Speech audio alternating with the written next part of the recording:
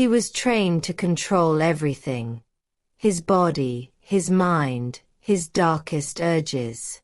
But when a bleeding stranger collapses in his arms, and a masked figure vanishes into the night, discipline is no longer a choice. It's survival. What secrets is she hiding? Why was she marked for death? And how far will he go to protect the one thing that could destroy him? Stay till the end, because the truth? It's not just shocking. It's dangerous. The rain fell in sheets, painting the city in shades of gray. A dim street lamp flickered overhead, casting jittery shadows on the wet pavement. Cold wind snaked through the alley, biting against his skin like icy fingers. Drenched and shivering, Aaron clenched his jaw and kept walking. The weight of his backpack dug into his shoulders, but he refused to stop. Each footstep echoed off brick walls, loud in the empty silence. He had been walking for hours.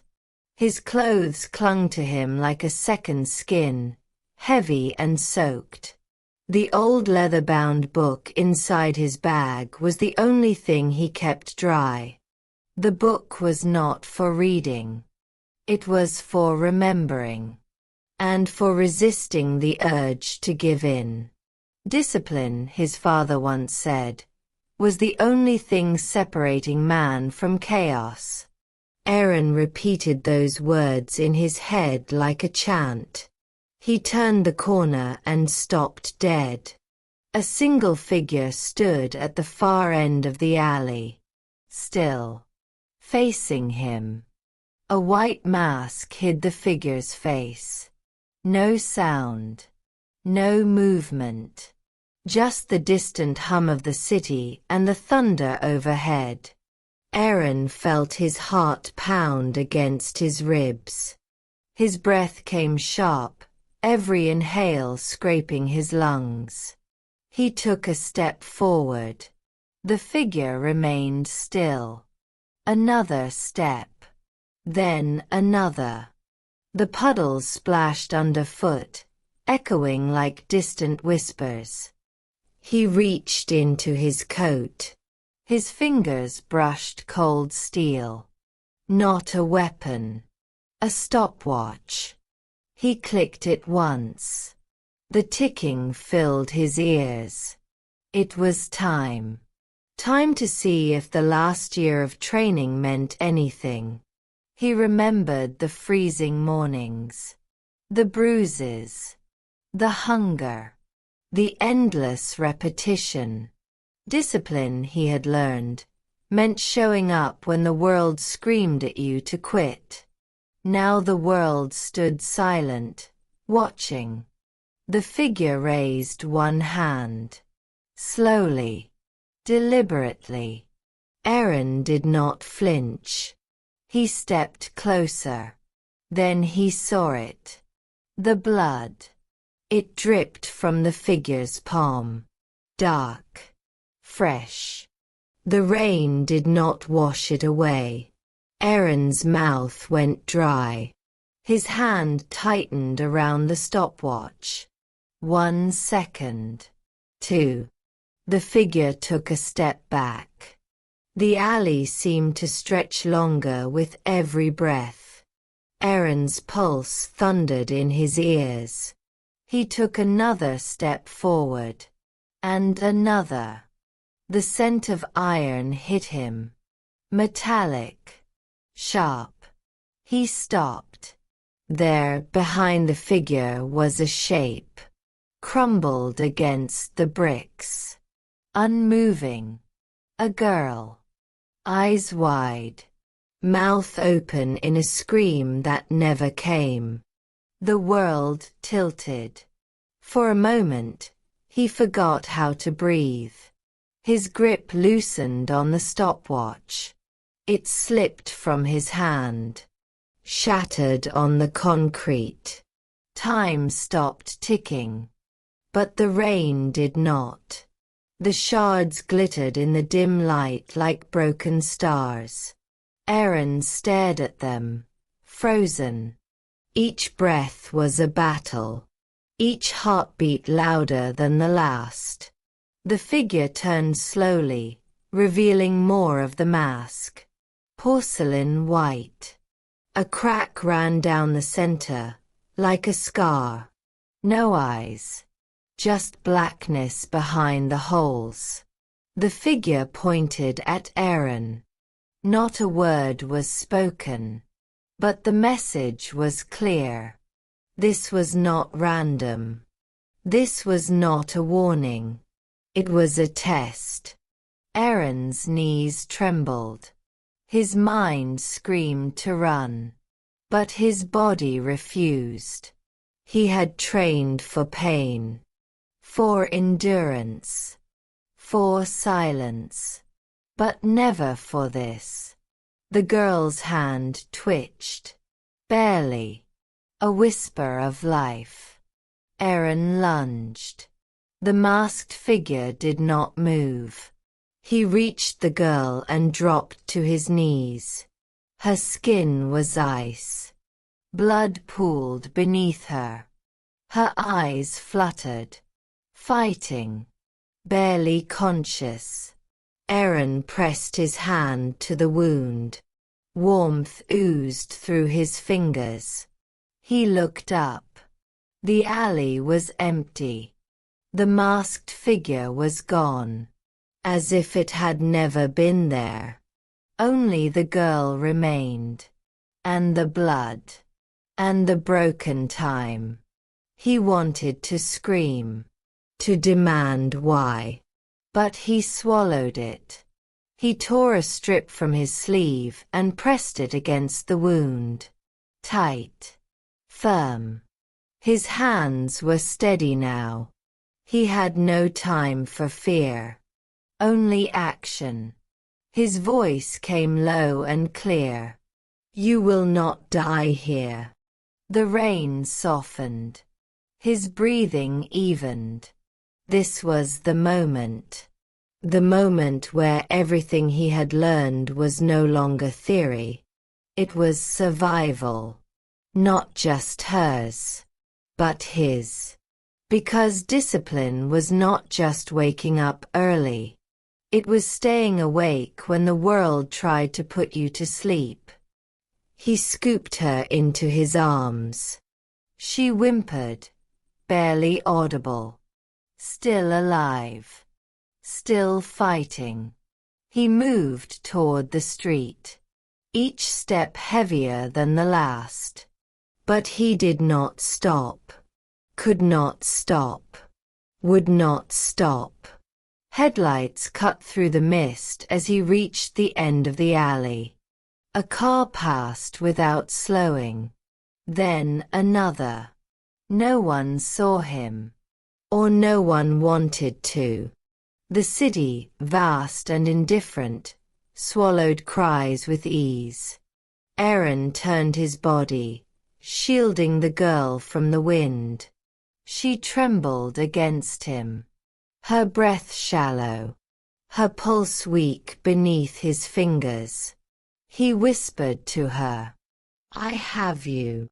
His shoes slapped the sidewalk, soaked and heavy. A red glow ahead. A neon sign buzzing outside a closed pharmacy. He pushed through the door. It was locked. He slammed his shoulder into it. Once. Twice. Glass cracked. Then shattered. Alarms screamed. Bright lights exploded into the night. He did not care. He stepped through the broken frame, careful of the glass beneath his feet. Blood dripped behind him. He moved fast. Over-the-counter meds. Bandages. Antiseptic. He grabbed everything in reach. And ran. Out again. Into the storm. Somewhere behind him, Sirens began to wail. Closer. But too slow. Too late. He ducked into another alley. Dropped to his knees. Laid her down gently. Unwrapped the makeshift bandage. The wound gaped. Deep, ugly. He bit down on panic. Hands worked quickly. Pressure. Clean. Wrap. Tie. She gasped. Then her eyes met his. Barely open. But alive. "Who are you?" she breathed. Aaron hesitated. Then answered, low and sure. Someone who refused to fail. The rain finally stopped. But inside him, a storm still raged. The mask. The figure. The test. None of it was over. He could feel it. This night was only the beginning. A cough rattled from her chest. Weak. But real. Aaron lifted her again, arms aching but steady. His mind raced as his feet moved. He had to find help. But not just any help. The right kind. The kind that asked no questions. The kind that understood silence better than words. He turned down a narrow passage, hidden between buildings. Graffiti covered the walls like warnings. Symbols he recognized. From a past he thought he buried. But now it clawed its way back. He reached a rusted door and knocked once. Then twice. Then once again. A small window slid open. A single eye stared through. Recognition flickered. The door creaked open. No words exchanged. Only a nod. Aaron stepped inside. The room was dim, lit by a single hanging bulb. Smelled of oil and metal. Tools lined the walls. And in the far corner, a cot, clean and waiting. He laid her down gently. She groaned, face tight with pain. From the shadows, a woman stepped forward. Old. Wiry, sharp-eyed. She looked at the girl. Then at Aaron. "You brought death to my door," she said, voice like gravel. "No," Aaron replied. "I brought her a chance." The woman studied him. Then moved to work. Scissors. Thread. Silence. Aaron backed away, breath shallow. The ache in his limbs finally caught up with him. His hands shook. Not from fear, but from release. The mask. The alley. The blood. It replayed in his head like a curse. The girl winced as the needle pierced her skin. But she held still. She was stronger than he expected. Stronger than she looked. He leaned against the wall, watching. For a moment, the chaos faded. Then the woman spoke again. "You know what this is, do you not?" Aaron nodded slowly. "They marked her." "Why?" "I do not know yet. But I will find out." The woman narrowed her eyes. "That means you will have to go back." Aaron looked at the girl. Then at the cracked stopwatch in his hand. "Yes," he said. "And next time, I will be ready." The woman returned to her work without another word.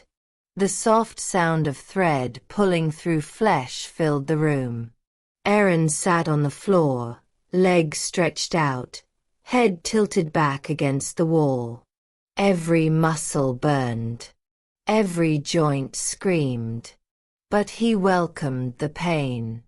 It reminded him he was still here. Still breathing. Still able to fight. The girl's breathing steadied, slower now. The bleeding had stopped. But the questions had only begun. He stared at the ceiling, where the bulb swung slightly, casting shadows like ghosts. He thought of the mask. The blood. The silence. It had not been random. He knew that now. They had watched him. They had waited for that moment. And they had chosen her. Not for who she was, but for what she meant to him. Or what they thought she meant. He had seen that tactic before. Years ago. When he was one of them. When his days were spent breaking others for the sake of obedience. Back when he still believed that control was power. Now he knew better. Discipline was not about controlling others. It was about controlling yourself. Especially when every instinct screamed to collapse. To disappear. To forget. But he would not forget. Not this. Not again. The woman finished stitching and wiped her hands on a towel stained with old blood. "She will live," she said. Aaron nodded. Good. He rose to his feet, every movement slow and deliberate. The broken stopwatch still rested in his palm. He closed his fingers around it. It no longer ticked. But it had done its job. Now time was his to reclaim. "Where are you going?" the woman asked. Aaron turned toward the door. Back straight. Eyes sharp. To find them. To find out why. And to end it. Outside, the rain had stopped. But the night was far from over. The streets were quiet now. Slick with rain. Glistening under flickering lights. Aaron moved like a shadow, no longer running, no longer uncertain. He knew where to go. He had followed these paths before. Years ago, when he still belonged to the darkness. Now he returned not as a servant of it, but as its reckoning. The building stood at the edge of the city. Old stone. Iron gates. No sign, no name. But he remembered. He always remembered. He walked through the gates, each step echoing on wet stone. A man waited at the entrance. Slick suit. Blank face. Aaron said nothing. Just showed the scar on his wrist. The mark of the trained. The mark of the broken.